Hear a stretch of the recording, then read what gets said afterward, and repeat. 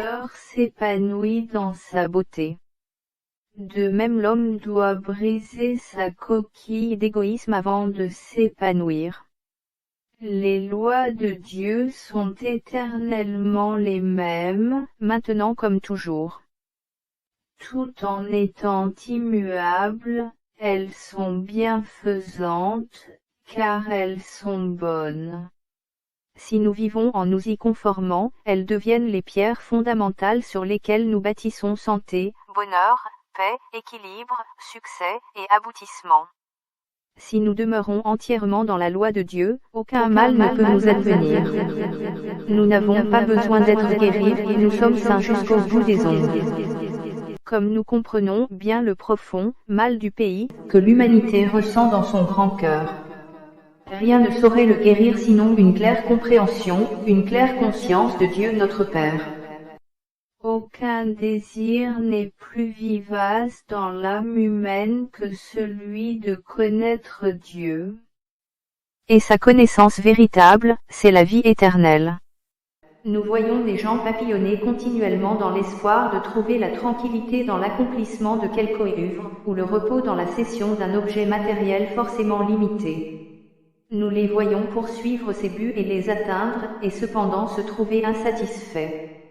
Les uns s'imaginent avoir besoin de terre et de maisons, d'autres d'une grande fortune, d'autres d'une grande conscience. Nous avons le privilège de savoir que l'homme possède toutes ces choses en lui-même. Jésus, le grand maître, essaya de faire voir cela à tous. Comme nous l'aimons. Il resplendit magnifique et triomphant à cause de ses œuvres, et nous aimons tous ceux qui ont atteint les mêmes hauteurs de conscience que lui.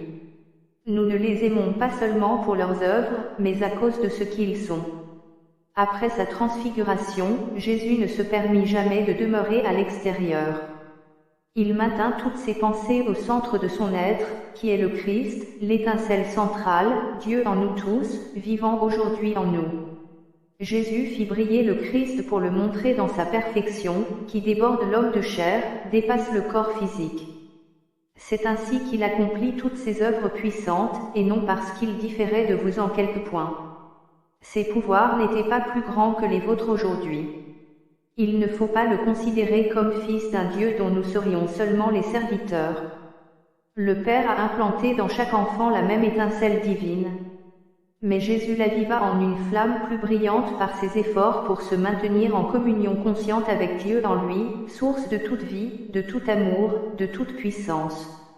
Jésus était un homme semblable à tous nos contemporains. Il a souffert, il a été tenté et éprouvé, tout comme vous souffrez de vos tentations et de vos épreuves.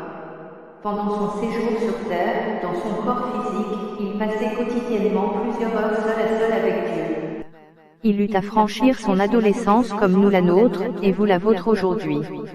Chacun doit triompher de la matière, des désirs charnels, des doutes et des craintes pour arriver à la conscience parfaite de la présence intérieure, à la reconnaissance du Père en nous, du Père à qui Jésus attribuait le mérite de toutes ses œuvres.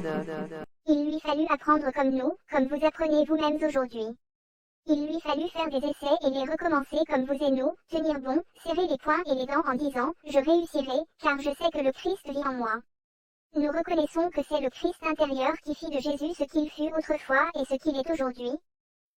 Mais chacun peut aboutir au même résultat. Nous ne disons pas cela pour le diminuer, car nous l'aimons d'un amour indicible. Il a subi la parfaite